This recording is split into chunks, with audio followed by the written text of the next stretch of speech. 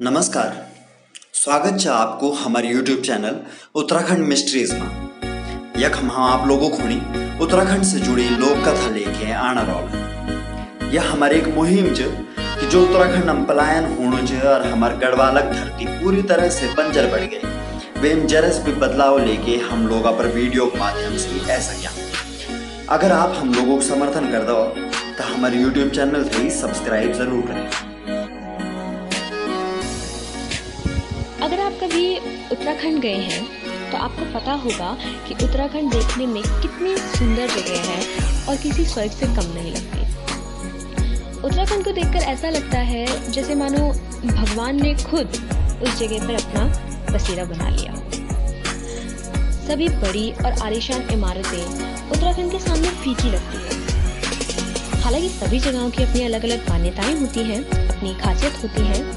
उसी तरह उत्तराखंड की खासियत उसकी सुंदरता और वहाँ के निवासियों की श्रद्धा बनी रही है। कहा जाता है कि ऋषि मुनियों ने कठोर तपस्या करके उत्तराखंड को देवभूमि बनाया था। लेकिन एक सवाल जो शायद आप लोगों के मन में भी काफी बार आया होगा कि आखिर क्यों उत्तराखंड को देवभूमि कहा जाता है। तो इस सवाल का जवाब हम आपको देते हैं, बनी रहिएगा आखिर तक हमारे साथ। सबसे पहला कारण इसका यह था कि पूरे भारत की सभी विशाल और पवित्र नदियाँ देवभूमि यानी कि उत्तराखंड से ही निकलती हैं।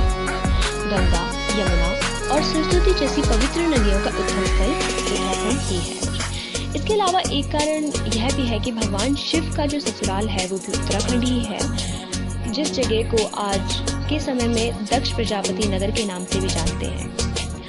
इसके अलावा एक कारण यह भी रह चुका है कि पांडवों से लेकर राजाओं तक ने तपस्या करने के लिए उत्तराखंड को ही चुना था। ध्यान उपासना के लिए संत महात्मा इस जगह को उपयुक्त मानते थे और कई संत साधु ऐसे भी थे जिन्होंने उत्तराखंड में अपनी कड़ी तपस्याएं की और यहाँ से सीधे ईश्वर की प्राप्ति भी की है। इसके अलावा यह भी माना जाता था कि पांडवों ने अपना अज्ञातवास उत्तराखंड में ही व्यतीत किया था। उत्तराखंड के बारे में एक खास बात यह भी बताई जाती थी कि महाभारत का लेखन भी महर्षि व्यास ने इसी देवभूमि यानी कि उत्तराखंड में किया था।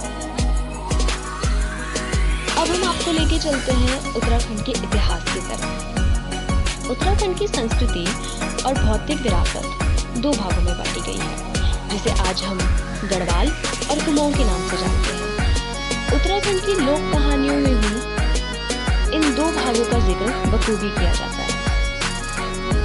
उत्तराखंड पर कई वंश ने शासन किया है, जिनमें नंद, मौर्य और कुषाण वंश के नाम मुख्य रूप से शामिल किया जाता है। इसके बाद आगे चल के उत्तराखंड पर अंग्रेजों का भी शासन रहा था। कुछ ऐसे भी इतिहास तथ्य उत्तराखंड से होकर गुजरते हैं जिनमें बहुचर्चित चिपको आंदोलन रहा है। इस आंदोलन की शुरुआत उत्तराखंड के स्थानीय लोगों की तरफ से किया गया था और आगे चल के कई बड़े नेताओं का समर्थन भी मिला। इस आंदोलन ने पूरे देश में सबसे बड़े अहिंसक आंदोलन के रूप में अपनी पहचान बनाई। अब आप खुद सोचिए, स्वर्णिम और हरियाली से भरी ये धरती आज बंजर हो रही है। इसके पीछे की वजह सरकार की तरफ से अच्छी शिक्षा में लापरवाही और नौकरी में अभाव है। लोगों से हमारा निवेदन है कि चाहे दुनिया के किसी भी कोने में जाएं, पर अपनी संस्कृति को ना भूलें। अपने गांव जाते रहें और अपने बच्चों को ग्रामीण बोली भाषा और वहाँ के कल्चर से वंचित न करें।